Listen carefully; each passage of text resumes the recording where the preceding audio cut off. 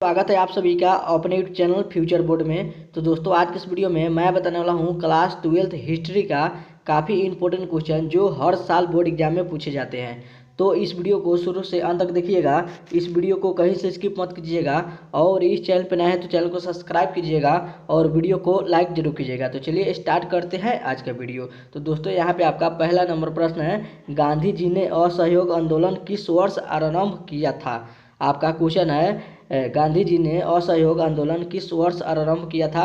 बताइए कमेंट करके किस वर्ष आरंभ किया था। तो याद रखिएगा किस वर्ष किया था, तो 1920 में किया था। कब किया था, तो 1920 में किया था, जो कि यहाँ पे आपका ए ऑप्शन राइट आंसर होगा। कौन सा ऑप्शन सही होगा, तो ए ऑप्शन राइट आंसर होगा।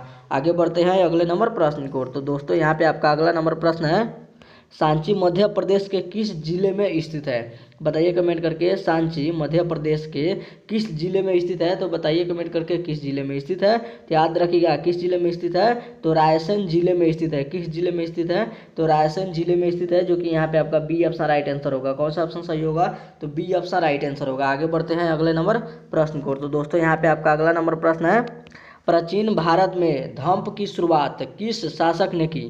आपका क्वेश्चन है, प्राचीन भारत में धम्प की शुरुआत किस शासक ने की। बताइए कमेंट करके किस शासक ने की। तो याद रखिएगा अशोक शासक ने की थी, जो कि यहाँ पे आपका सी ऑप्शन राइट आंसर होगा। कौन सा ऑप्शन सही होगा, तो सी ऑप्शन राइट आंसर होगा। आगे बढ़ते हैं अगले नंबर प्रश्न को। तो दोस्तों यहाँ पे आपका अगला नंबर प्रश्न है, अकबरनामा किसकी कृति है। बताइए कमेंट करके अकबरनामा किसकी कृति है। तो याद रखिएगा अकबरनामा किसकी कृति है। तो याद रखिएगा अकबरनामा किसकी कृति है, तो अब्दुल फजल की है। किसकी है, तो अब्दुल फजल की है, जो कि यहाँ पे आपका डी ऑप्शन राइट आंसर होगा।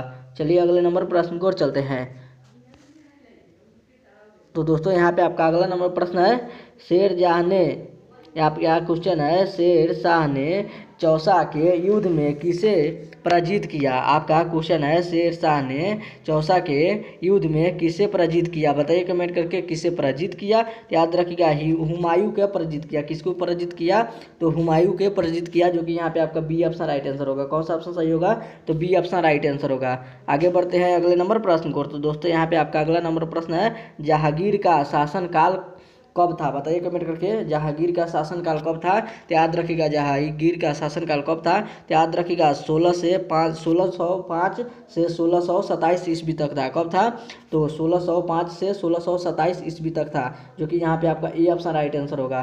आगे बढ़ते हैं अगले नंबर प्रश्न को। तो दोस्तों यहाँ पे आपका अगला नंबर प्रश्न है, अकबर के काल में भूमि को कितने भागों में वर्गीकृत किया गया था। आपका क्वेश्चन है, अकबर के काल में भूमि को कितने भागों में वर्गीकृत किया गया था। बताइए कमेंट करके।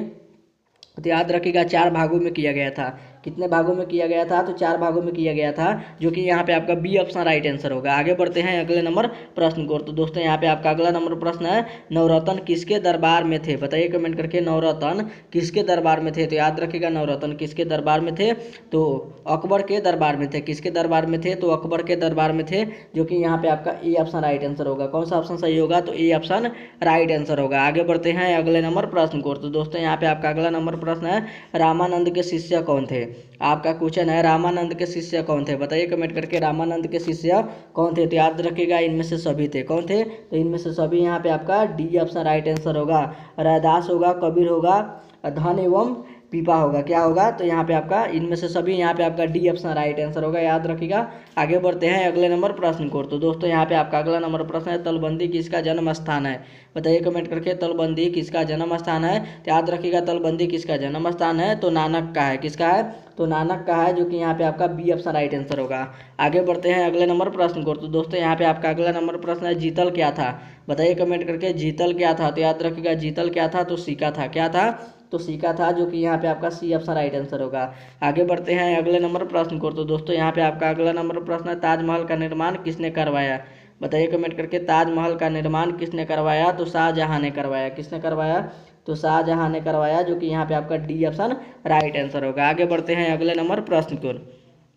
तो दोस्तों यहाँ पे आपका अगला नंबर प्रश्न है, मुस्लिम लोग की स्थापना किस वर्ष हुई। बताइए कमेंट करके मुस्लिम लोग की स्थापना किस वर्ष हुई। तो याद रखिएगा 1906 में हुई थी। कब हुई थी, तो 1906 में हुई थी, जो कि यहाँ पे आपका बी ऑप्शन राइट आंसर होगा। कौन सा ऑप्शन सही होगा, तो बी ऑप्शन राइट आंसर होगा। आगे बढ़ते हैं अगले नंबर प्रश्न को। तो दोस्तों यहाँ पे आपका अगला नंबर प्रश्न है, स्वतंत्र भारत में प्रथम गवर्नर जनरल कौन थे। आपका क्वेश्चन है स्वतंत्र भारत में प्रथम गवर्नर जनरल कौन थे? बताइए कमेंट करके कौन थे, तो याद रखिएगा कौन थे।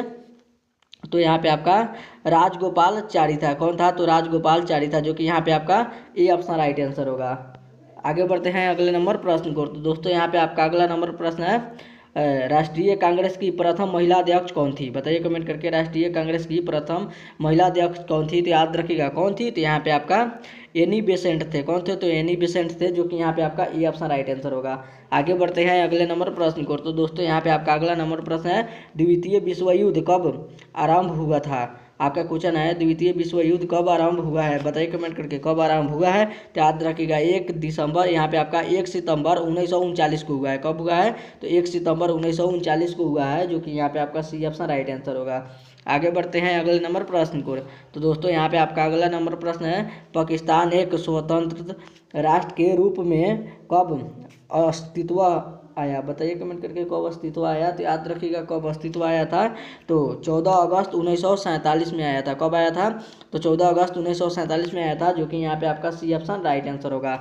आगे बढ़ते हैं अगले नंबर प्रश्न को। तो दोस्तों यहाँ पे आपका अगला नंबर प्रश्न है संविधान के प्रारूप समिति के अध्यक्ष कौन थे? आपका क्वेश्चन है संविधान के प्रारूप समिति के अध्यक्ष कौन थे? बताइए कमेंट करके कौन थे, तो याद रखिएगा समिति के अध्यक्ष कौन थे? तो भीमराव अम्बेडकर थे। कौन थे? तो भीमराव अम्बेडकर थे, जो कि यहाँ पे आपका ई ऑप्शन राइट आंसर होगा। आगे बढ़ते हैं अगले नंबर प्रश्न को। तो दोस्तों यहाँ पे आपका अगला नंबर प्रश्न है भारत कब गणतंत्र हुआ है? बताइए कमेंट करके भारत कब गणतंत्र हुआ है, तो याद रखिएगा 26 जनवरी 1950 को हुआ है। कब हुआ है? तो 26 जनवरी 1950 को हुआ है, जो कि यहाँ पे आपका सी ऑप्शन राइट आंसर होगा।